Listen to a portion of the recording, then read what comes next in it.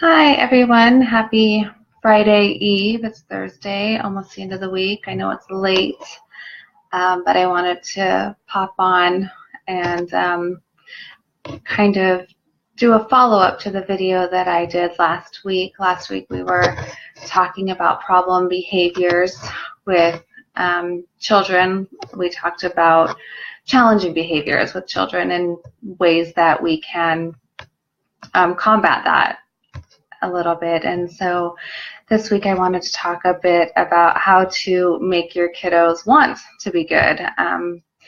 But first we have to talk a little bit about attachments. And so I shared with you guys last week that my faith base is huge in my how I raise my children and the morals and the values that I put forth, that my husband and I put forth with our children. And so the first thing I wanted to do before we start talking about attachment is share one of my favorite scriptures with you off my phone, because everything's electronic these days. And it's a scripture that most people are familiar with, 1 Corinthians 13:4, and there's different versions of the Bible say it differently, but the King James Version says, "Charity suffereth long and is kind. Charity envieth not. Charity vaunteth not itself, is not puffed up." Or there's love is patient, love is kind, it does not anger. And so I believe that love is where we start with our bonding with our children. So I shared with you guys last time that I am a children's therapist. I've been in the mental health field for quite some time, specifically with children. So I try to keep up to date on stuff and do research of my own, but mostly I distill other people's research. So some research that I recently stole from a book that I was reading tells us that from birth, our bodies know we need attachment. From infancy, we need to trust and we need connection. And from infancy, it's really important that as parents that we attune to our children, right? We mirror what they do. So when your infant coos at you and smiles at you, you do it back. And when you do that, we are making our infants feel secure, because we all have a desire to be felt, meaning understood, validated, right? So from infancy, we need that. We need our parents to do that for us. And that helps us to grow emotionally, physically, and intellectually. And the more you do this, the more confidence it gives your child, right? And so you hear people say, well, don't pick up your baby every time he cries, you're spoiling your baby. But babies can sense within the first few moments whether or not they have an available parent. So if you're an unavailable parent, your baby knows it and will start to adjust to not be harmed anymore. So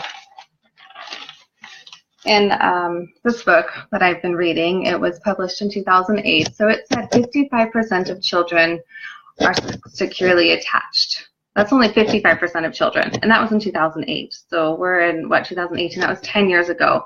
And in this book, it said that that's down 10% since 1998. So in 1998, 65% of children were attached. So, I mean, I would dare to venture that only 45% of children are securely attached to their parents. And going back to your infant's need to feel secure immediately, 44% of American parents believe that picking up a crying 3-month-old will spoil them. And actually, it's the opposite. This can be just as adverse to your child as abuse if you're not giving them that secure attachment that they need. So we're all guilty of not attending to our children 100%. I think we get busy, and the more children we have,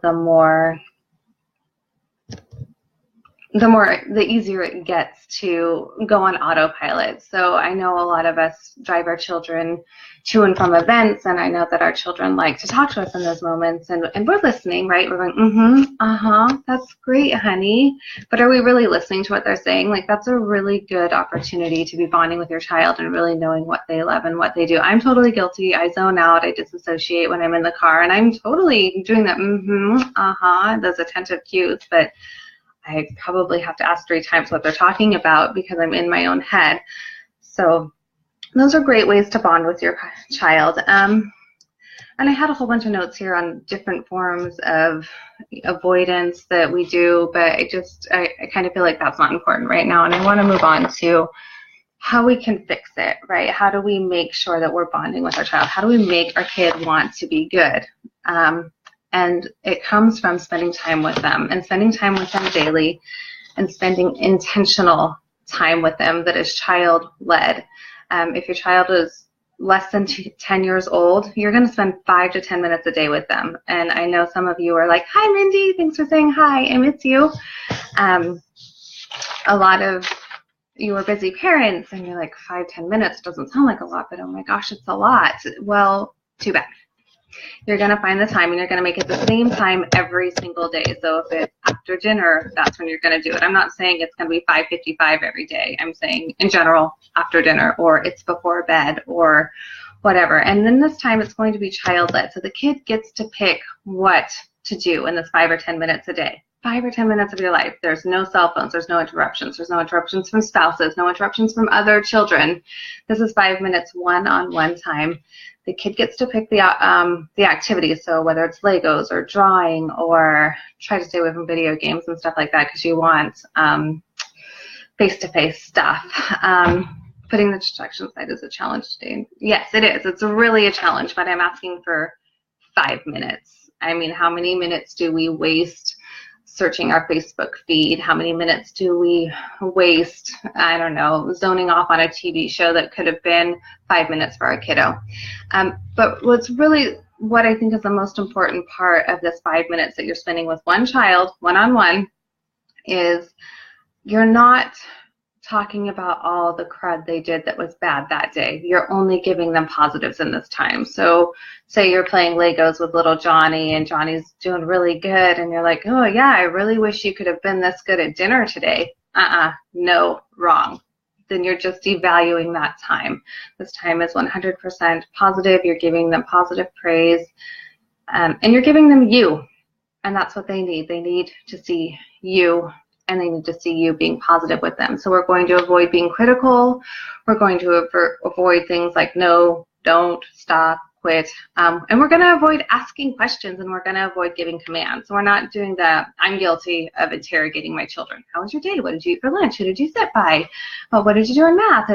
No, don't do that. Don't be like me.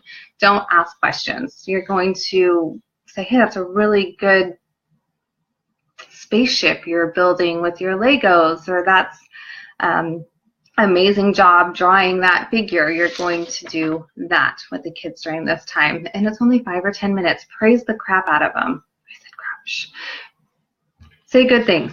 5 to 10 minutes a day. So if you have 3 kids under the age of 10, I'm asking for 15 minutes of your life every day just so you can bond with your child. And the other thing about this time, guys, is that it's not a privilege. It's not a reward. So if little Johnny has a bad day at school, you don't take that time away. If anything, you need to give him that time more than ever.